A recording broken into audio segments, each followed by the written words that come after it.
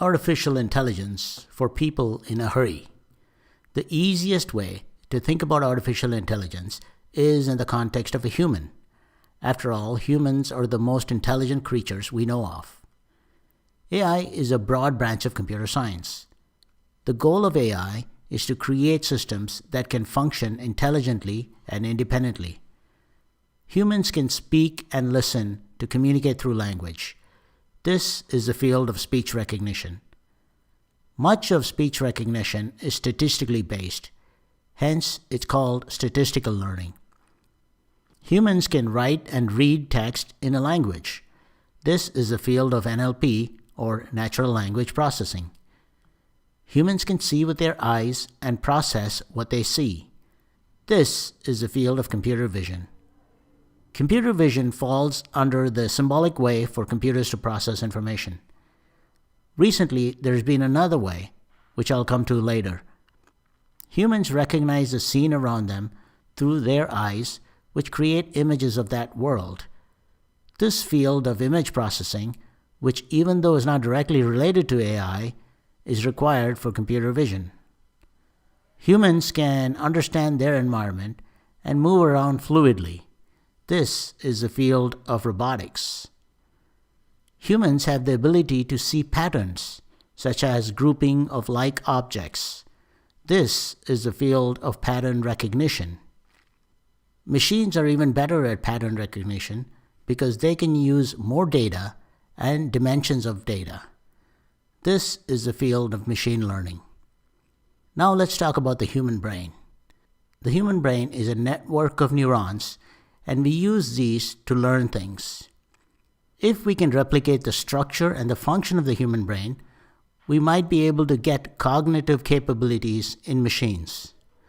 This is the field of neural networks. If these networks are more complex and deeper, and we use those to learn complex things, that is the field of deep learning. There are different types of deep learning in machines, which are essentially different techniques to replicate what the human brain does. If we get the network to scan images from left to right, top to bottom, it's a convolution neural network. A CNN is used to recognize objects in a scene. This is how computer vision fits in, and object recognition is accomplished through AI. Humans can remember the past, like what you had for dinner last night. Well, at least most of you. We can get a neural network to remember a limited past. This is a recurrent neural network. As you see, there are two ways AI works. One is symbolic-based and another is data-based. For the database side, called machine learning, we need to feed the machine lots of data before it can learn.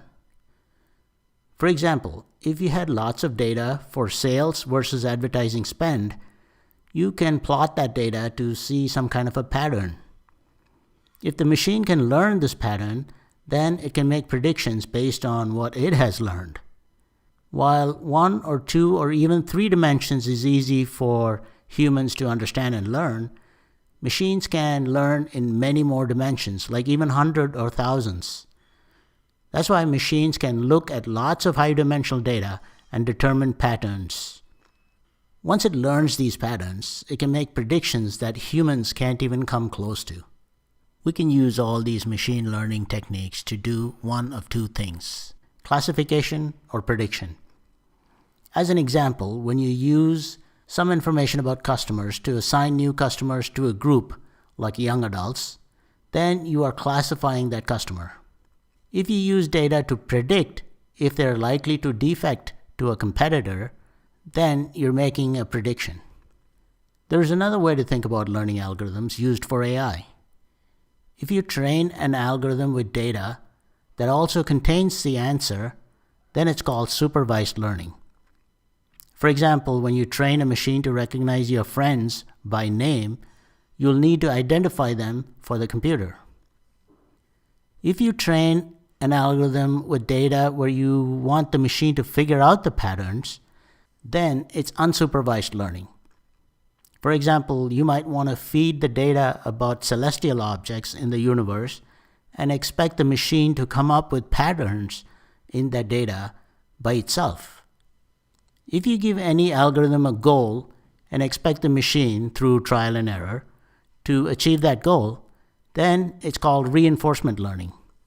A robot's attempt to climb over the wall until it succeeds is an example of that. So there you go. Thanks for watching, and if you like my videos, please subscribe.